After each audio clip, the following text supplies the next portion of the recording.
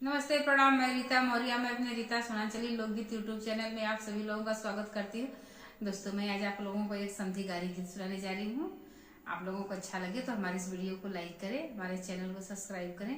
आप लोगों से हाथ जोड़कर रिक्वेस्ट है कि हमारे चैनल को जरूर सब्सक्राइब कर दीजिए और वीडियो को फुल वॉच करके देखिए।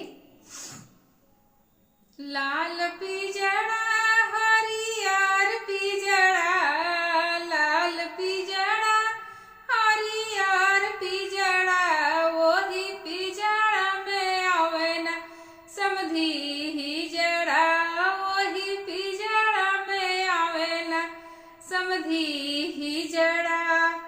खोल पिजड़ा तू देखाव हिजड़ा, खोल पिजड़ा तू देखाव हिजड़ा, हमरे पापा के दुआरा वन चाव हिजड़ा, हमरे चाचा के दुआरा नचाव हिजड़ा। लाल पिजड़ा हरियर पिजड़ा, लाल पिजड़ा हरियर पिजड़ा, ओही पिजड़ा में आवे न दुल्हा हिजड़ा, ओही पिजड़ा में आवे न दुल्हा हिजड़ा।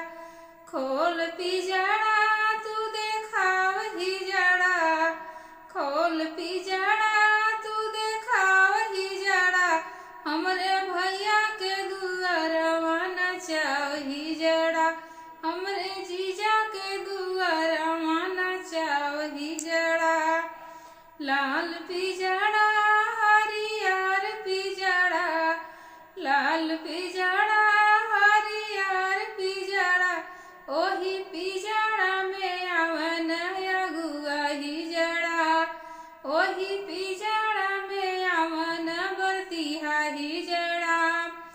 खोल पिजड़ा तू देखाव हिजड़ा, खोल पिजड़ा तू देखाव हिजड़ा, हमरे मामा के दुआरवा नचाव हिजड़ा, हमरे फूफा के दुआरवा नचाव हिजड़ा।